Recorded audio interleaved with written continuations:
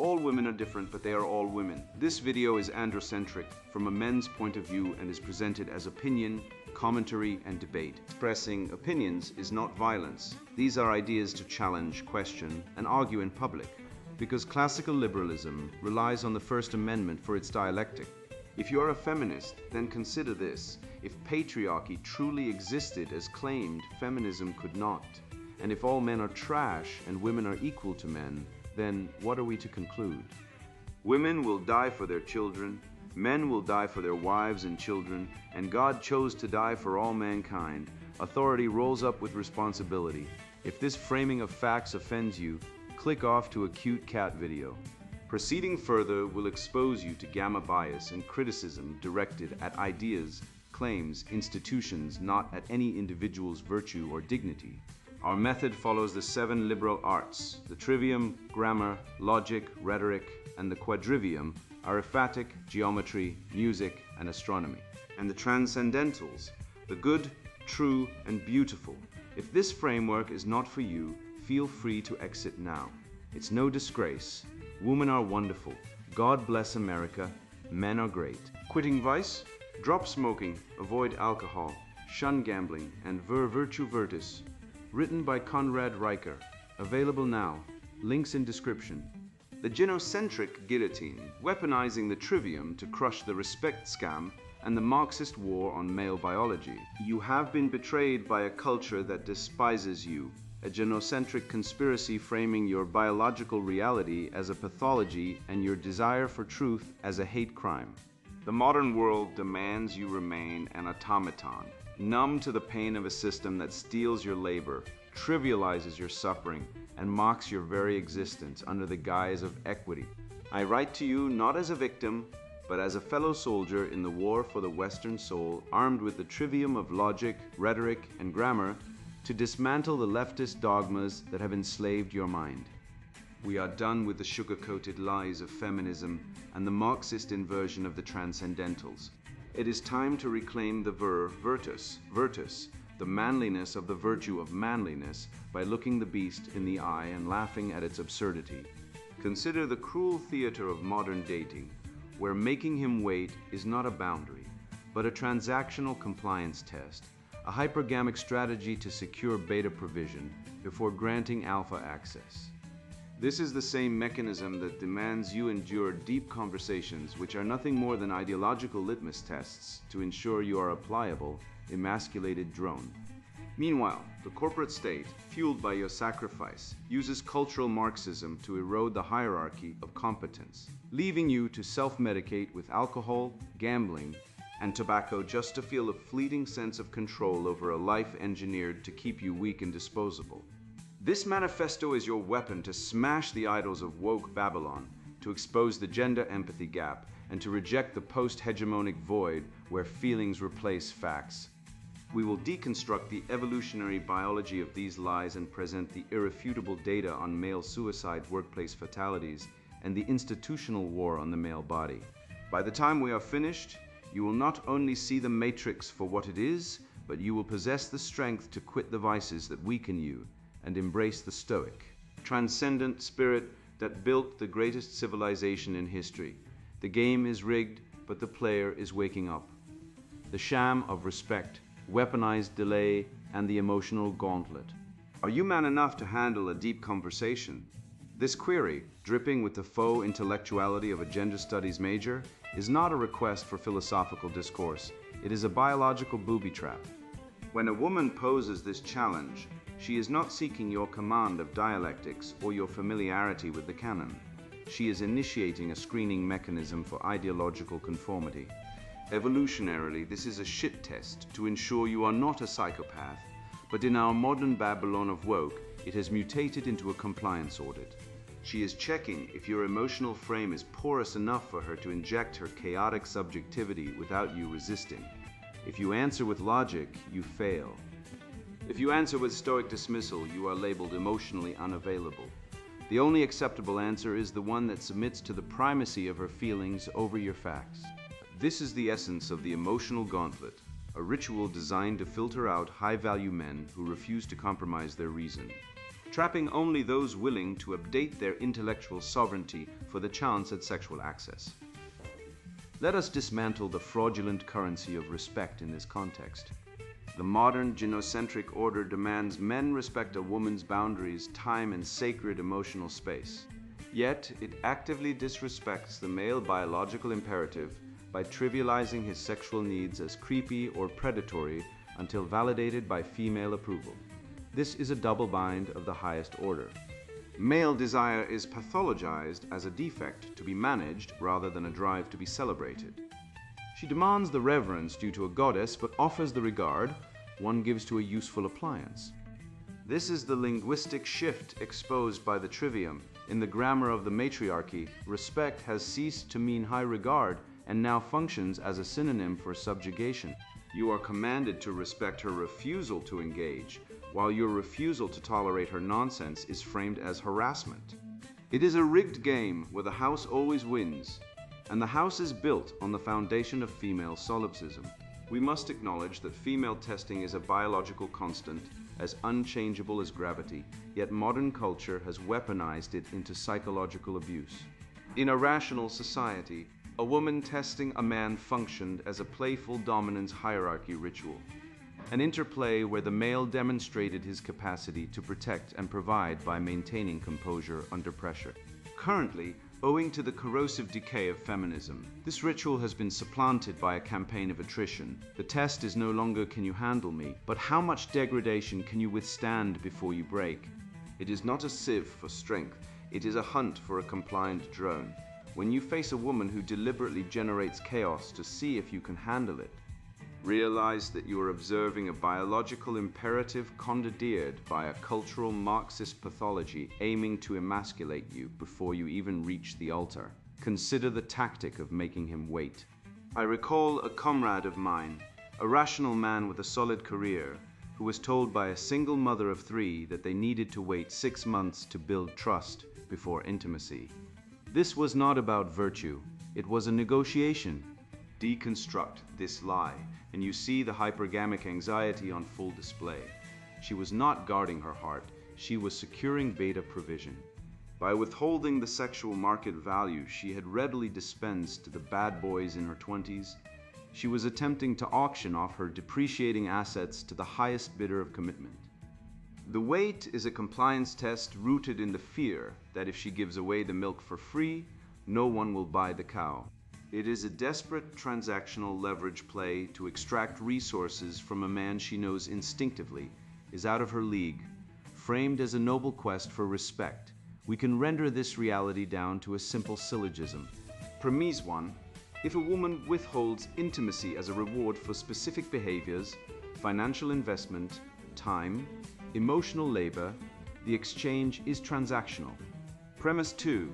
A transaction where sexual access is traded for resources or compliance is the definition of prostitution. Conclusion.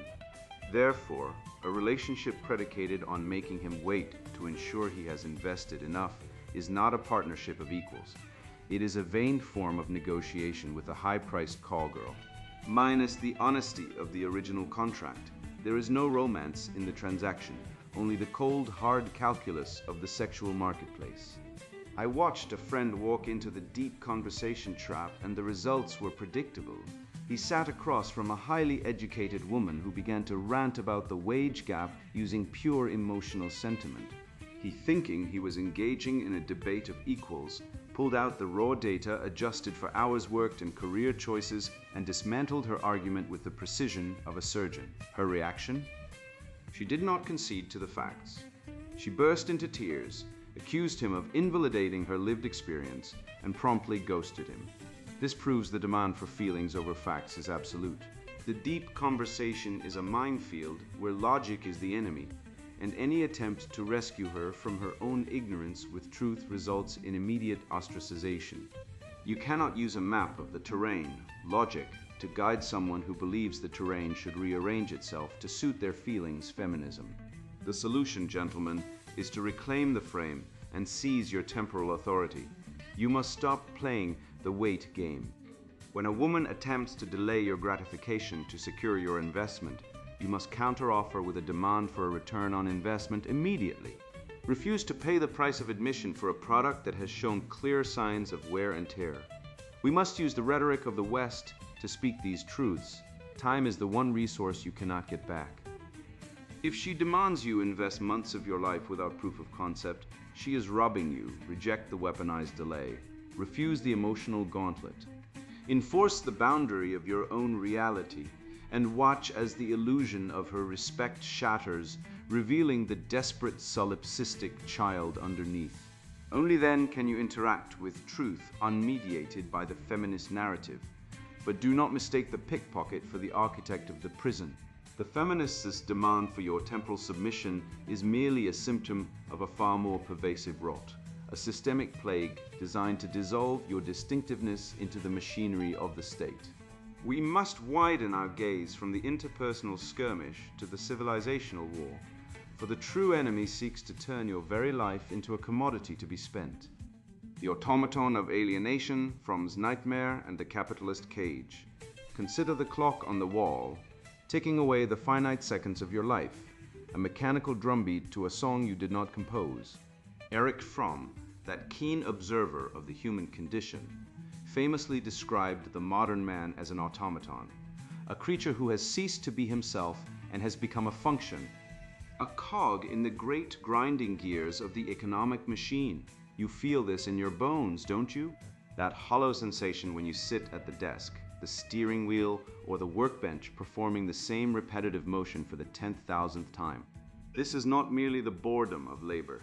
It is the very death of the soul. The system has stripped you of your creative essence, your distinctiveness and your will, replacing them with a scripted role designed to service a debt you never signed up for.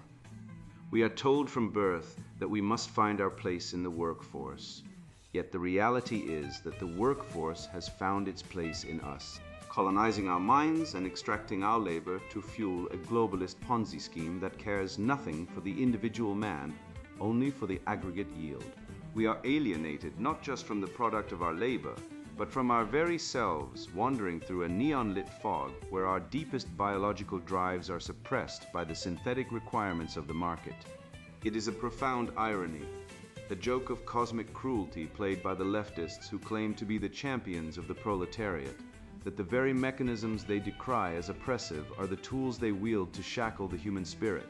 The Marxist lie that capitalism is the primary oppressor is a sleight of hand, a distraction trick to keep your eyes off the real ball. Cultural Marxism does not seek to destroy the industrial machine. It seeks to weaponize it. It utilizes the efficiency of capitalism to enforce a crushing social conformity, demanding that you not only produce widgets but also adhere to a rigid contradictory dogma of equity and inclusion.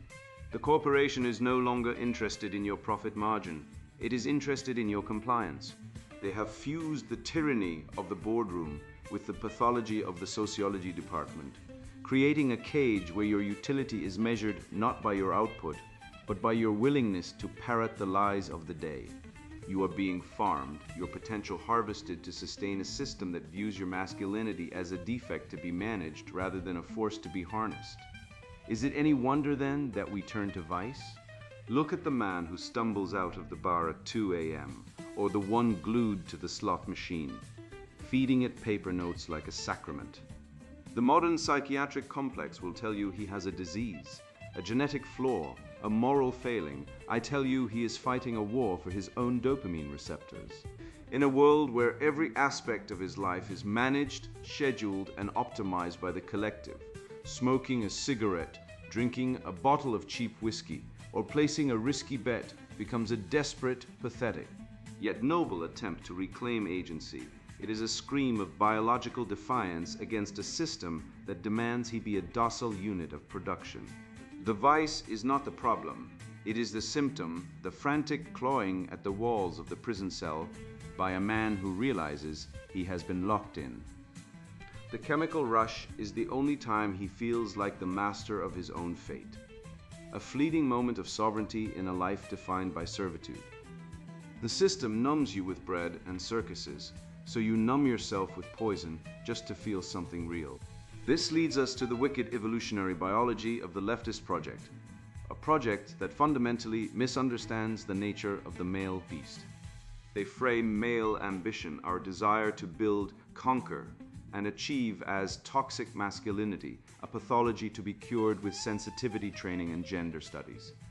Yet, simultaneously, they rely entirely on that same suppressed ambition to keep the lights on. The welfare state, the bloated bureaucracy that replaces fathers and husbands with government checks, is fueled by the very testosterone they despise. They demand male labor to sustain a society that actively disenfranchises men. They tell the young man his natural aggression is sinful, then tax him to pay the police who arrest him for acting on it. It is a parasitic relationship. The feminine imperative, codified into law and culture, demands the protection and provision of the male while stripping him of the authority that traditionally accompanied those duties.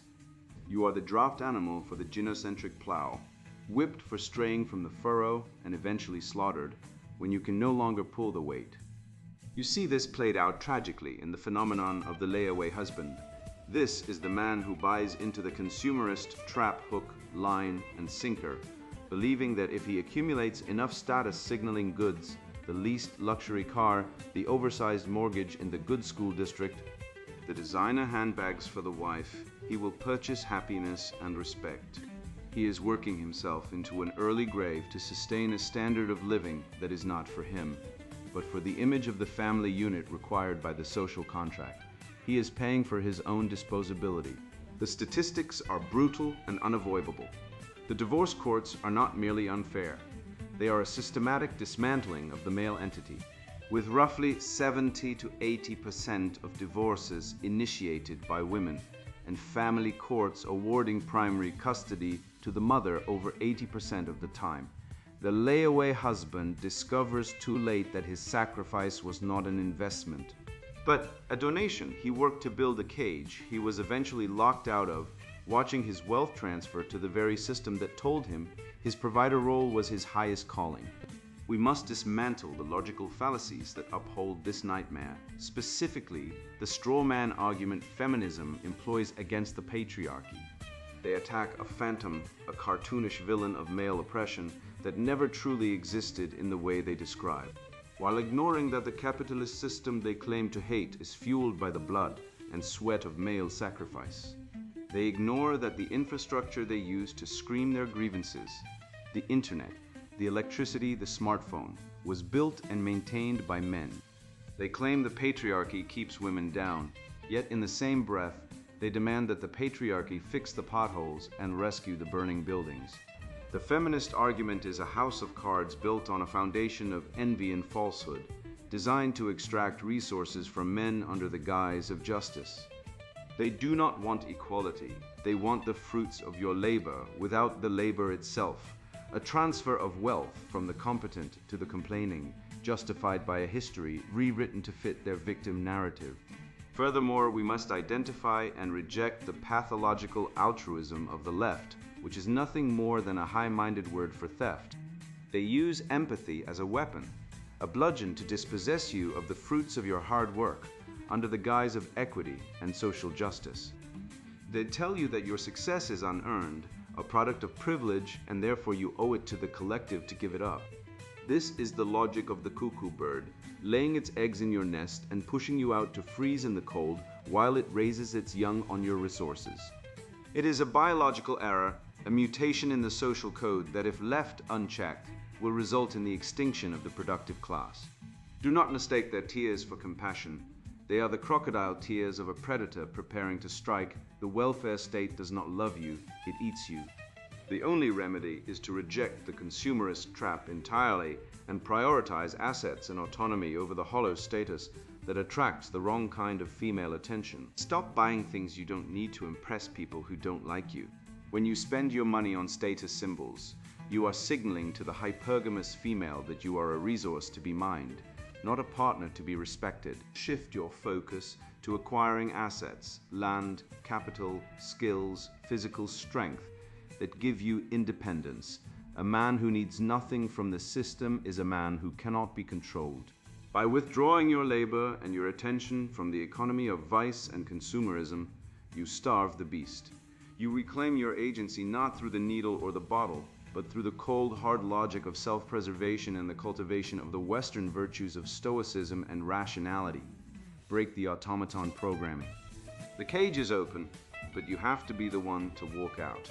I have exposed the economic chains and chemical shackles used to reduce you to an automaton, yet recognize that this physical imprisonment is merely a symptom of a far more sinister spiritual severing. The architects of your misery know that a man who stands on the shoulders of giants cannot be easily dominated, so they have launched a total war on the foundation beneath your feet. You are not just a victim of theft, you are the target of a premeditated campaign to delete your history. The post-hegemonic void, Beasley-Murray, and the collapse of the cultural canon.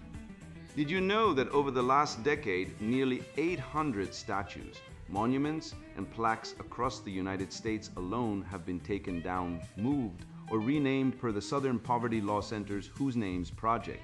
This systematic erasure isn't about fixing historical wrongs, it's about cutting your link to greatness.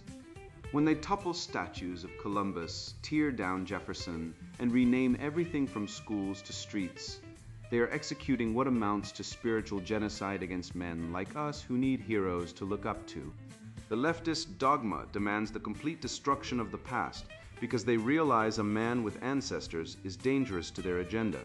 They aim to leave you isolated, atomized, and ancestorless, drifting in a void where the only direction comes from corporate-approved influencers and gender-neutral textbooks. This isn't progress. It is a calculated strategy to render you defenseless against their manufactured reality. Look at how they've systematically dismantled the concept of objective truth itself. What they call post-hegemony, that academic gibberish championed by theorists like Beasley-Murray, is really just a fancy way of describing the dissolution of logical authority into a swamp of feelings and performative victimhood. In their world, whoever can present the most pitiful narrative wins, regardless of facts. This is why they've replaced the transcendentals, good, true, and beautiful, with their demonic inversions, equity, my truth, and ugliness.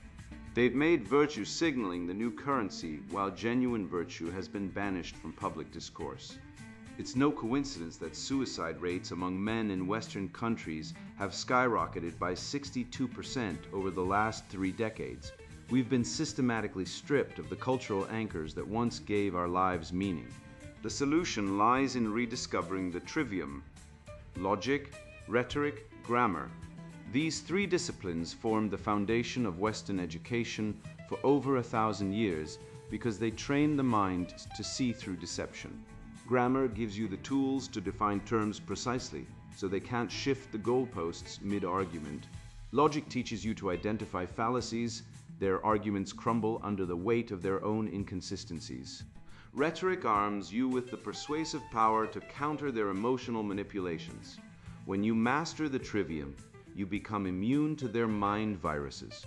You can slice through their propaganda like a hot knife through butter.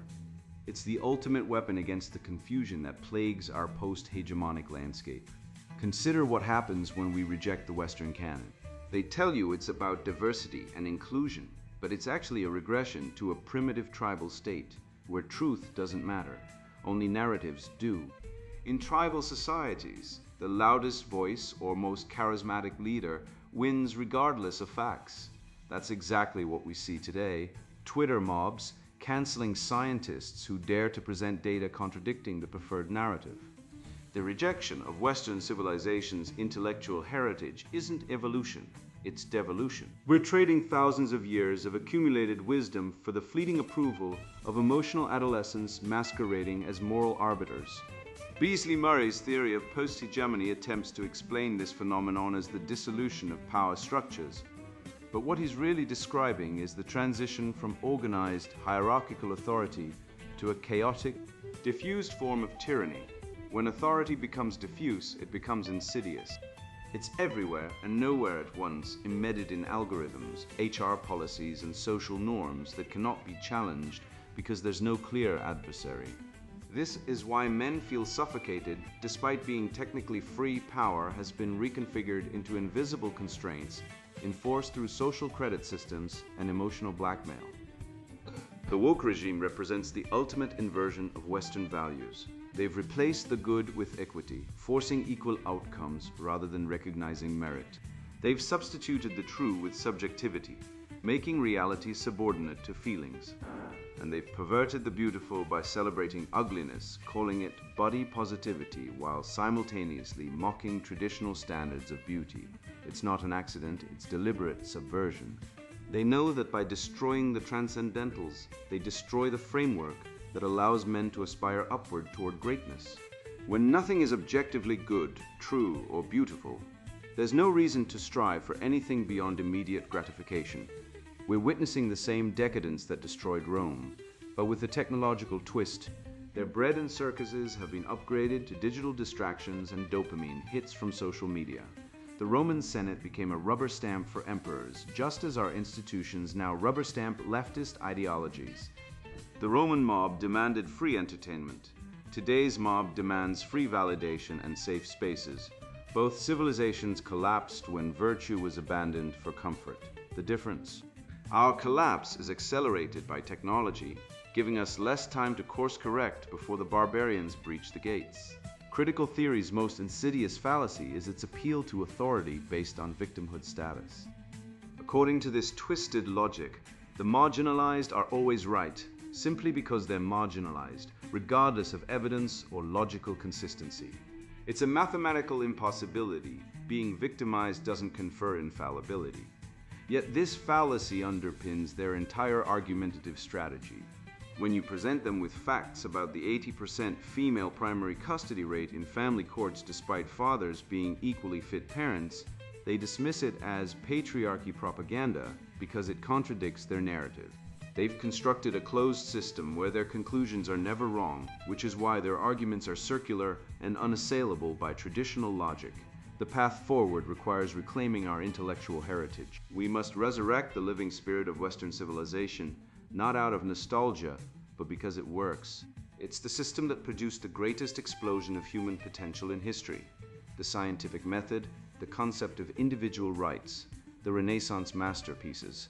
This is what they stole from us while we were distracted by sports, pornography, and the pursuit of hollow status symbols. By returning to these foundations, we can rebuild the framework that makes virtue both recognizable and achievable. It's time to stop apologizing for Western civilization and start defending it with the same ferocity our ancestors defended their lands. This brutal calculus of male expendability does not end at the factory gates or the construction site. It permeates every fiber of our culture, rotting it from the core. The gynocentric narrative demands we weep for imaginary slights, while ignoring the actual blood spilled by men who built the very civilization now being weaponized against them. This is not mere oversight. It is calculated cruelty masquerading as social justice. I have seen how the system grinds men down, treats their pain as pathology, and then offers poison as cure. The truth is undeniable, yet it is systematically buried beneath mountains of Marxist filth. The invisible agony, the institutional war on the male body.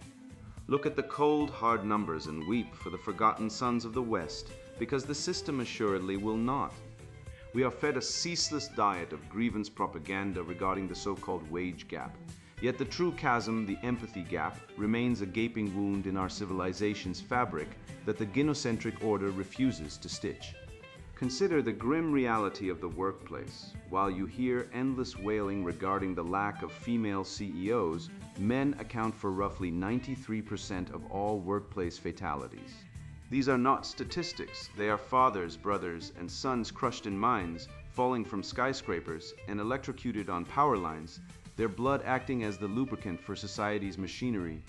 When a man dies on the job, his death is treated as a statistical inevitability, a rounding error in the GDP, a mere malfunction of a disposable utility.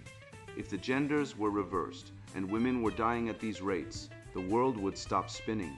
But because the victims are men, the silence is deafening. This institutional disregard stands as the clearest proof that the current hierarchy views male suffering not as a tragedy, but as a necessary operational cost. This calculated apathy extends into the very medical establishments that are sworn to heal us, revealing a cruelty so profound it borders on the sadistic. Take the case of prostate cancer. versus breast cancer funding. Breast cancer, while undeniably a terrible affliction, receives vastly disproportionate funding compared to prostate cancer, despite prostate cancer killing almost exactly the same number of men annually as breast cancer kills women. In many years, the disparity in research funding is astronomical, with breast cancer initiatives often outspending prostate cancer research by a factor of 4 or 5 to 1. This is not a matter of medical priority. It is a matter of political priority and a blatant display of the cruelty and deceit inherent in a resource allocation model driven by feminist narrative control. The message is unmistakable. The male body is a vector of utility, and when that vector malfunctions or rots, it is a nuisance to be managed, not a crisis to be solved. Your life, quite literally, is valued less by the state and the corporate complex than the comfort of the collective female demographic. To maintain this grotesque status quo, the architects of our decline have weaponized psychology, specifically through the insidious concept of toxic masculinity. This narrative is nothing more than a sophisticated gaslighting operation designed to pathologize the natural male response to agony. When a man faces the relentless pressure of providing, protecting, and enduring in a world that hates him, he adopts stoicism. He grits his teeth and bears the burden. This is not a disorder, this is the essence of virtus. Yet, the cultural Marxists and their leftist lackeys label this primal necessary strength as a pathology to be cured by pharmaceuticals or therapy sessions.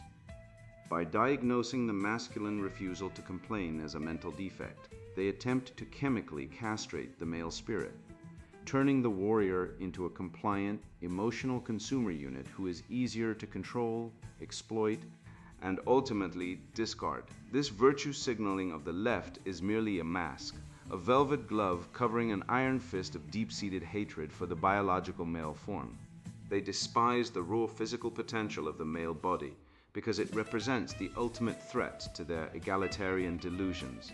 They seek to feminize, not to nurture, but to prevent the rise of a rival hierarchy. They understand deep down that a man connected to his physical power is a man who cannot be easily ruled. This is why they push the soy boy aesthetic and demonize testosterone. They are pruning the garden of competition so that their weak collective ideology can survive without being choked out by the strong, beautiful oak of Western masculinity.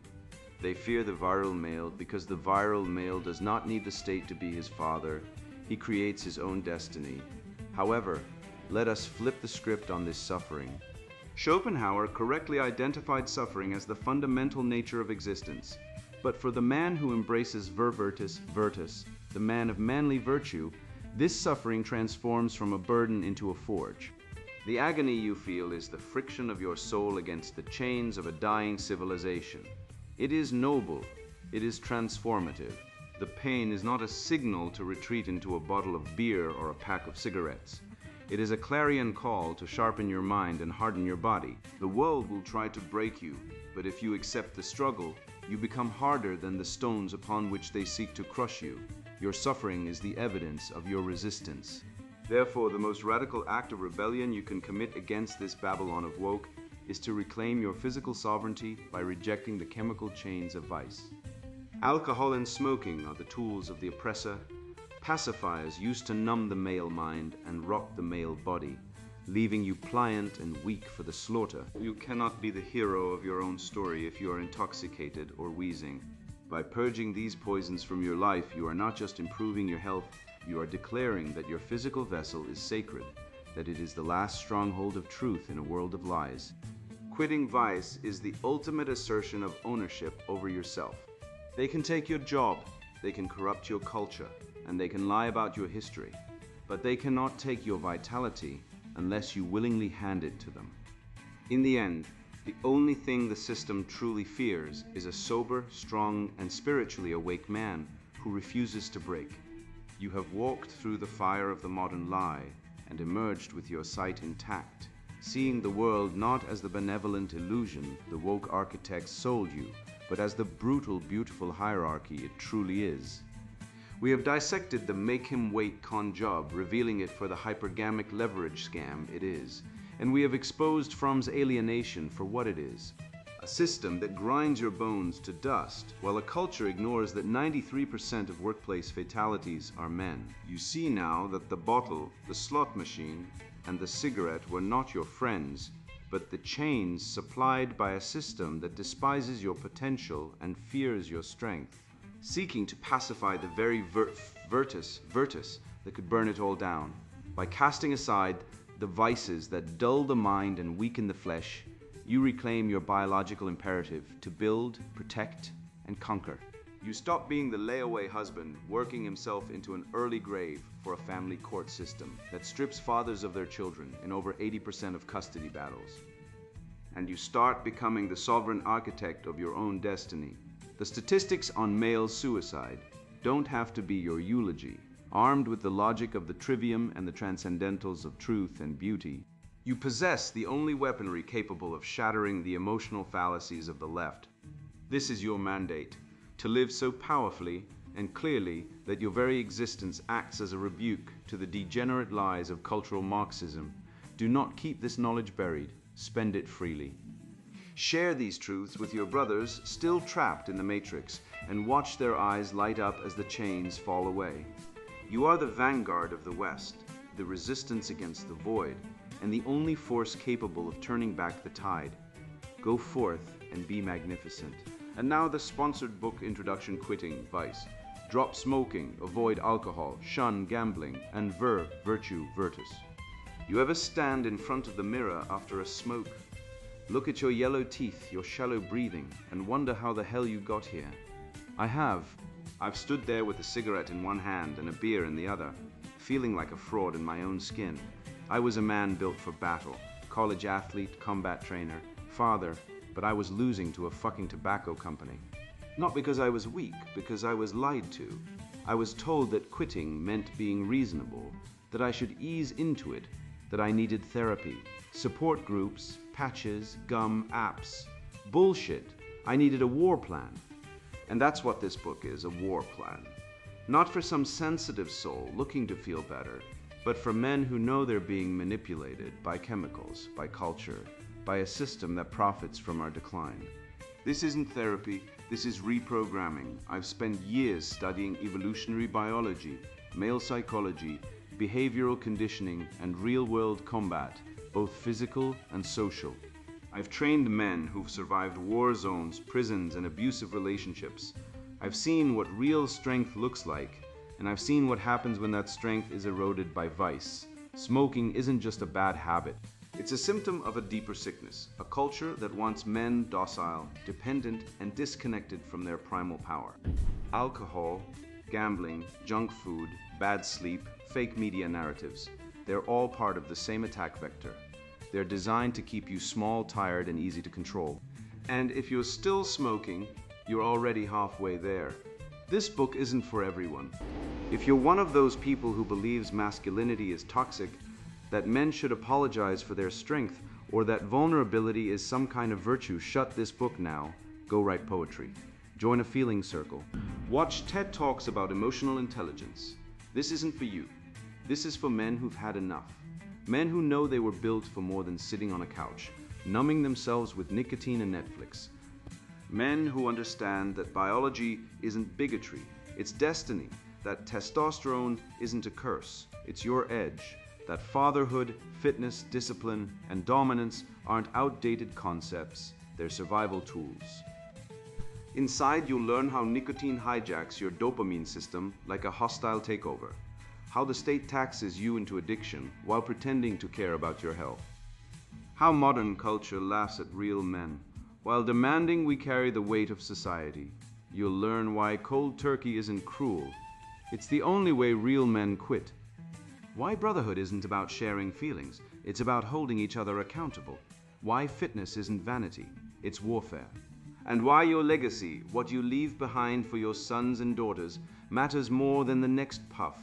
I didn't write this book to sell you hope. I wrote it to give you a weapon, the same one I used to quit for good, the same one I've used to rebuild my body, my mind, and my life. You don't need motivation, you need a mission. And this book gives you one, to stop being a slave to your cravings and start being a sovereign man. If you're ready to fight, if you're tired of being weak but still smoking, then keep reading If not, close this book. Go back to your comfort zone, but don't pretend you're not choosing weakness. Quitting Vice, Drop Smoking, Avoid Alcohol, Shun Gambling, and Virtue Virtus. Written by Conrad Riker. Buy now, links in description.